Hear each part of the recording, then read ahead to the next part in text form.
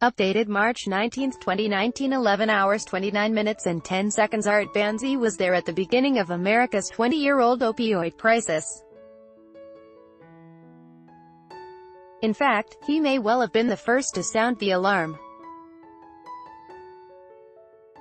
In the late 1990s, Dr. Van Zee noticed his small town of St. Charles in Lee County, rural Virginia, was falling apart.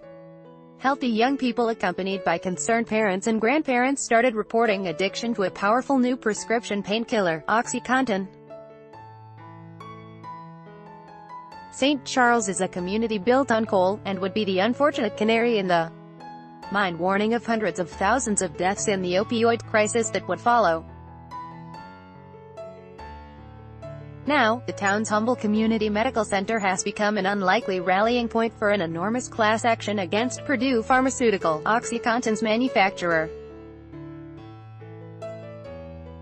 Purdue is owned by one of the richest families in America, the Sacklers, who have a combined net worth of $13 billion, $18.3 billion. The class action alleges Purdue and the Sackler family knew how addictive OxyContin would be. It could be the biggest class action America has ever seen. Small towns at center of Lee County is poor but proud. Coal miners funded and built a local medical center that Dr. Van Zee has worked out of since the 1970s. In those early days of the internet, it was only when a friend brought back a copy of the Boston Globe newspaper in 2000 that Dr. Van Zee realized that the growing numbers of OxyContin addicts he was seeing was happening in communities right across America, talking to parents or grandparents that were dealing with it in their families, and it really became a virtual tsunami of opioid addiction, and there were so many people affected, so many families that were being uprooted and torn apart by this, Dr. Van Zee told foreign correspondent. Depressed towns all along the mighty Appalachians on the eastern coast of America were being targeted by a supercharged sales force selling one of the most addictive drugs of all time. So, we realized this is way beyond us, and so the concern was that this could become easily a nationwide problem. Dr. Van Zee said, "We had put forth a petition asking the Food and Drug Administration to recall OxyContin until it could be reformulated to a much less abusable preparation. It was the start of a community-led fight back in a uniquely tragic American tale of addiction and corporate greed." Dr. Van Zee moved to the poorest county in Virginia straight out of university to run this community health center. He could see he was needed by communities left behind by America's private health system. He put that commitment into taking on one of America's most powerful pharmaceutical companies with a group of grieving parents and a local Catholic nun. OxyContin is a long-acting opioid that contains oxycodone as its active ingredient. It was designed to provide a high dose of pain relief over a sustained period of time, meaning users were meant to take it every 12 hours instead of the 6 hours prescribed for short-acting opioids. However, the drug was susceptible to misuse by crushing or grinding the pills down to be snorted or injected. From our point of view, the harm of the OxyContin available was much greater than the benefits of it. I mean, there was no science that showed that OxyContin, given twice a day, was any safer or any more effective than 4 times a day, short-acting oxycodone, Dr. Van Zee said. With opioid addiction growing, Purdue Pharma bowed to pressure in 2010 and reformulated OxyContin to make it more difficult to misuse. However, with addiction raging and supply cut off, researchers say users turned instead to heroin, which was easier to obtain, and the powerful synthetic opioid fentanyl.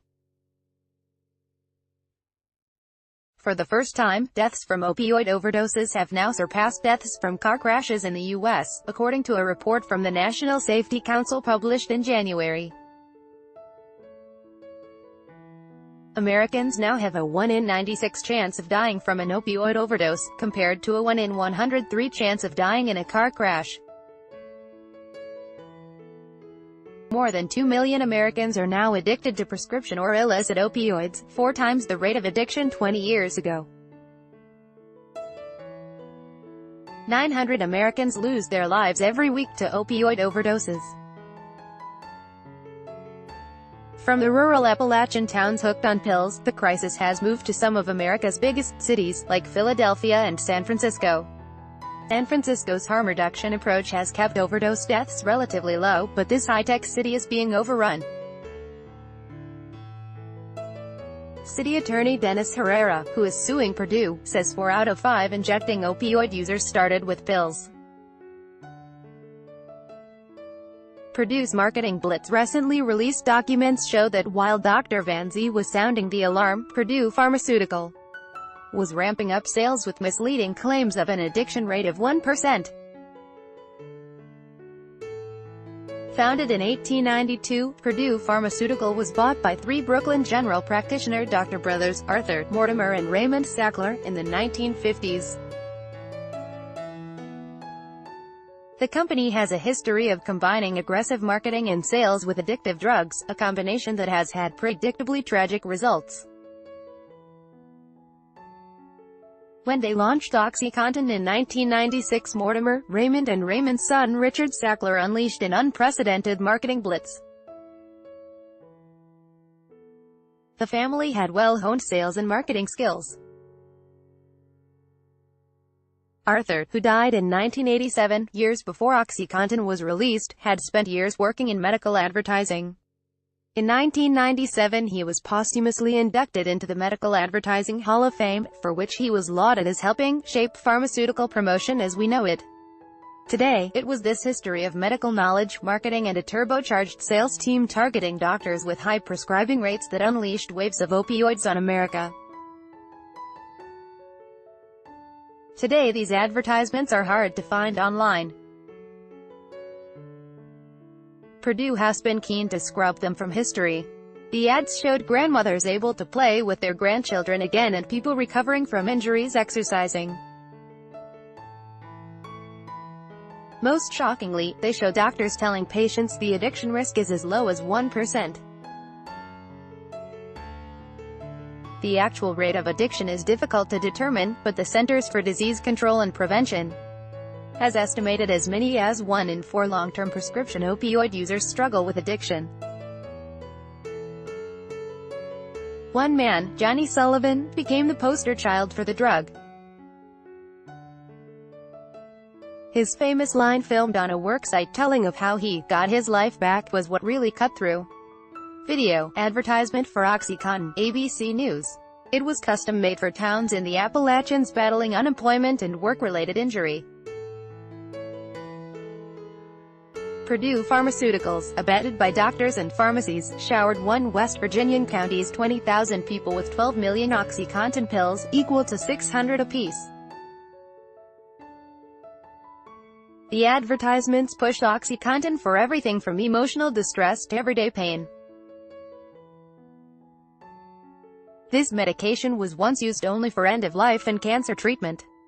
Years later, Johnny Sullivan's widow blamed his death in a road accident on his OxyContin addiction. Dr. Van Zee later published a peer-reviewed paper on OxyContin's marketing push in the American Journal of Public Health, titled The Promotion and Marketing of OxyContin, Commercial Triumph, Public Health Tragedy. Big Pharma and philanthropist Sacklers are known for their art and museum philanthropy, with the family name adorning some of the most influential and prestigious institutions in the world. There is an Arthur M. Sackler Gallery on Washington, D.C.'s famous National Mall, and in New York a center at the Guggenheim and a wing at the Metropolitan Museum of Art are both named for the family.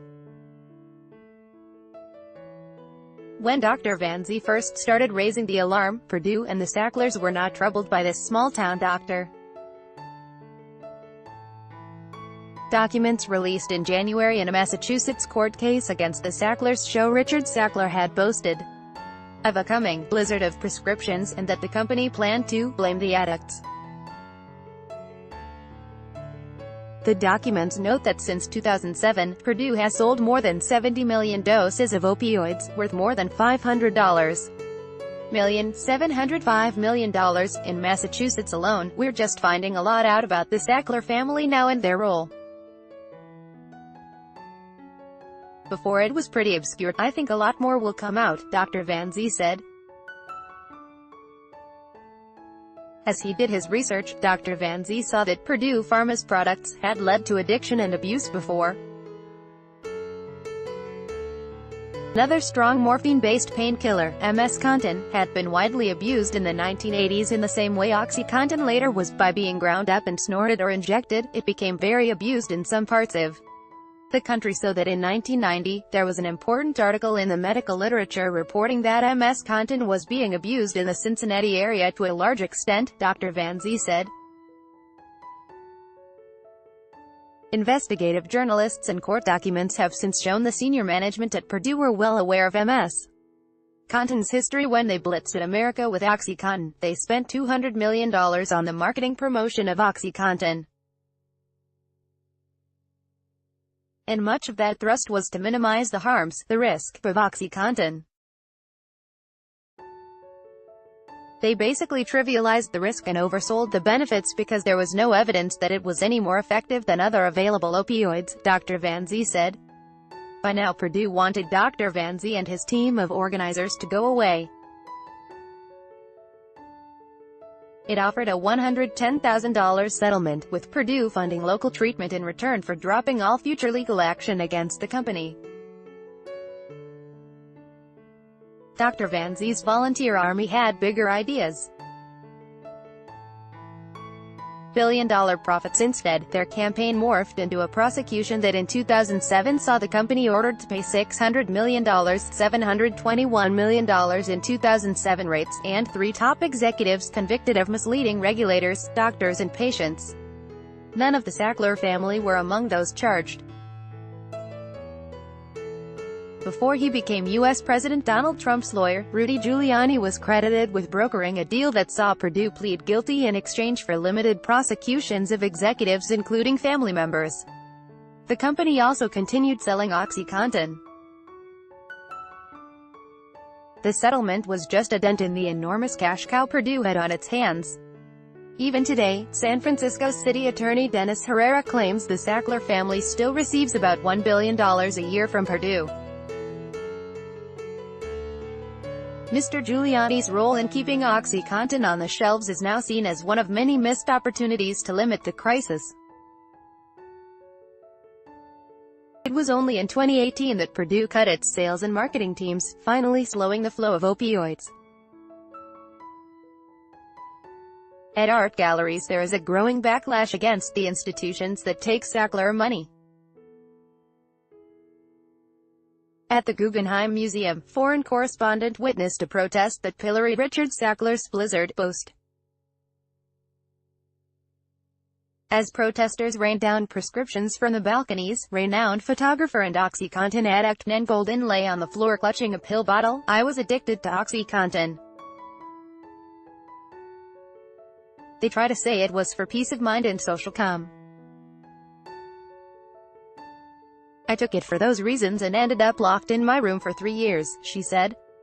Goldin's protest movement is vowing to continue the pressure on museums over what she sees as tainted money. "We're here to call out the museums who allow the Sackler name to line their halls and tarnish their name with the family who made billions off the bodies of hundreds of thousands," she said. San Francisco is one of 1,600 cities and counties in America now suing Purdue. Some are going after the individual Sackler family members who sat on the company's board. While Purdue is the market leader and the focus of most anger, many other drug manufacturers, as well as the companies who supplied them, are also targeted in the court actions. The 2007 settlement and convictions are being used as a precedent. Unlike others, Dr. Van Zee does not solely blame Purdue for the opioid crisis, but he says it provided the rocket fuel that spread the fire. If it can be proved individual Sacklers were the architects, he wants them jailed. If corporate executives that are involved in a situation where there's a great deal of public health harm do go to prison over their role, that could fundamentally change the dynamics between corporate power, corporate marketing, and public health consequences, he said. For members of the Sackler family who have held key positions in Purdue Pharma, it would mean swapping opening night finery for prison greens. With a looming avalanche of lawsuits, Purdue remains defiant, declaring to the Associated Press that the company is considering declaring bankruptcy, a move that would disrupt legal action. Last week, in a court motion seeking to dismiss the first of the mega claims, Purdue Pharma continued to deny responsibility, accusing critics of exaggeration, blaming users and drug dealers for the ongoing opioid crisis. With 2 million Americans addicted, and 130 now dying of opioid overdoses every day, time is not on the side of those at the bottom of the opioid spiral. Many may not live to see a settlement. Watch Opioid America on Foreign Correspondent tonight at 8 p.m. on ABC TV. Topics: health policy, drugs and substance abuse, ethics, medical sciences, drug use, medical ethics, pharmaceuticals. United States. First posted March 19, 2019. 6 hours 2 minutes and 59 seconds.